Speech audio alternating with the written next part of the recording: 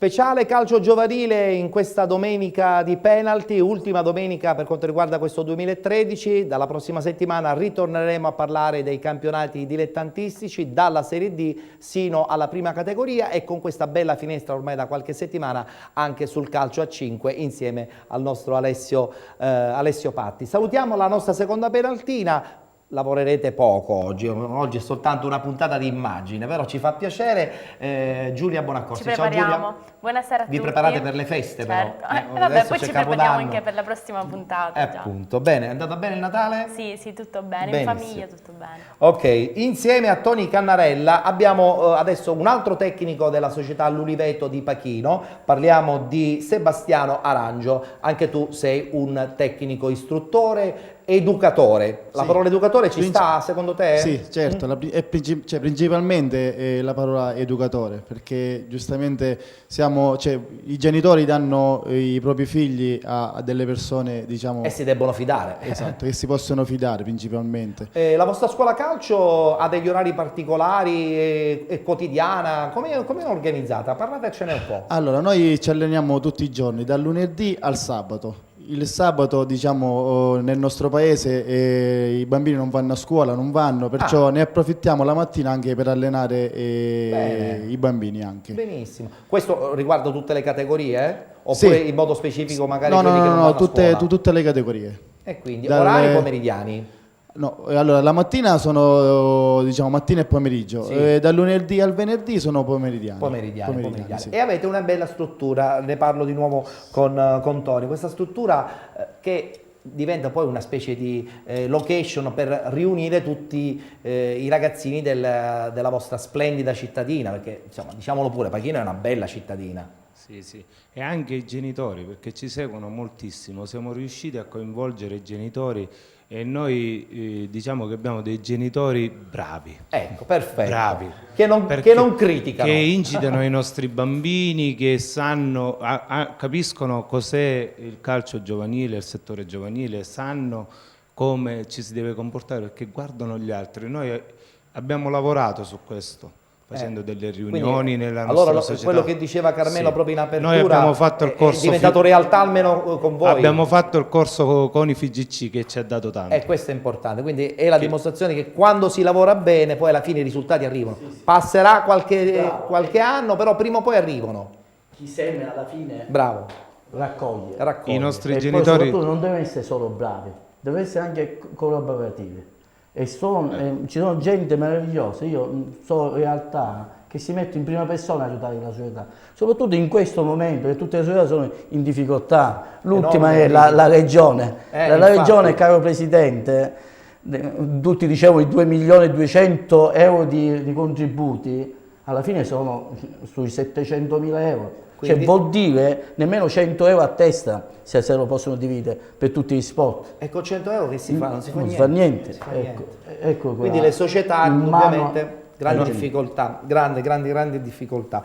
Turi, ma ritornando a parlare di questo torneo, non pensi che il Catania Calcio, essendo l'unica società professionistica presente, sia stato un po', tra virgolette, troppo forte per le altre realtà? Ecco, voglio dare un quadro anche un po' tecnico al torneo.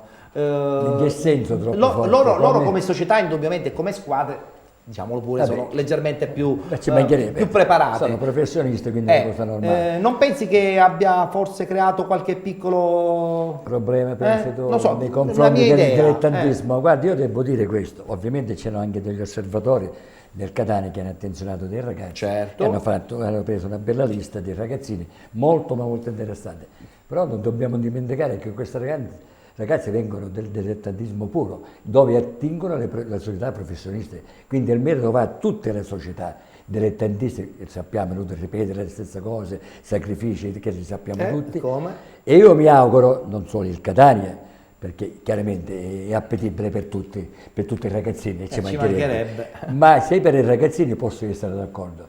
Io invece non deve essere appetibile per i genitori, che si illudono molto ed illudono i ragazzini. E questa è la cosa che mi fa Però pensare. Io, se devo essere sincero, vedendo giocare un po' i ragazzi del Calcio Catania, ho visto in loro un atteggiamento non proprio puro, l'ho visto troppo legato ad un esibizionismo, seppur leggero. Adesso non voglio dire una cattiveria, però io ho avuto questa sensazione. Carmelo, sto sbagliando a dire questo? No, anch'io. Però anche nell'atteggiamento sì, sì. del tocco del pallone, indubbiamente di grande qualità, però... Ma non soltanto al calcio catano, io ho visto le partite esordienti, per esempio, qualche ragazzino, ma non è il calcio. Non è una critica no, questa. assolutamente. Ma non è il sottolineamo. calcio Catania, secondo me è la TV. Ecco. Quello che rovina il calcio è la TV, perché la TV dal lunedì a domenica calcio, e non sono modelli esemplari, perché se fossero modelli esemplari con tutto il cuore, non 24 un'esagerazione. ore, anche su 48 ore. Una cosa bellissima, mi ha fatto ridere ieri, nel secondo campo, cioè nel primo campo appena si entra, un ragazzino, non voglio dire la società, ci mancherebbe, noi vediamo Balotelli con quella cuffia, una cuffia Al bianca, Shaarawy poi un ne parliamo. atteggiamento da... e questa è una cosa che fa un attimino... E lì ritornano di nuovo esatto. gli istruttori. Ecco anche lì l'educazione. E là artistica, non è come solo vedi. il calcio Catania, ma è ragazzi di altre società. E quindi Sì, ancora sì. Anche nei confronti degli arbitri.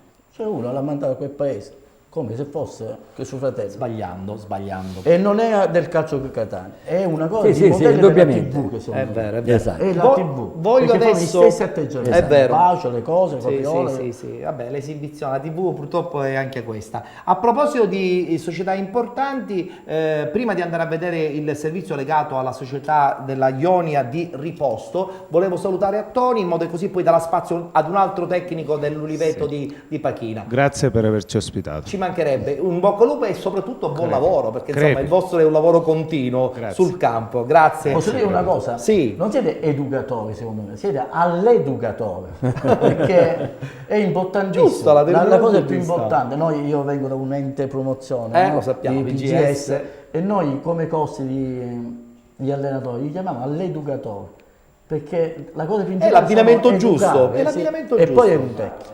Un nostro genitore ci ha parlato di lei. Sergio Quattrocchi è il mio amico là, il professor Sergio Quattrocchi. Un suo collaboratore ha fatto il corso con lei Sì, e sì, ci ha parlato di questo. Benissimo, ringraziamo Grazie, Toni buonasera. Cannarella della società L'Uliveto di Pachino. Tra poco ci sarà spazio anche per l'ultimo tecnico di questa bella realtà siracusana e ci guardiamo adesso il servizio appunto che parla della società Ionia Riposto.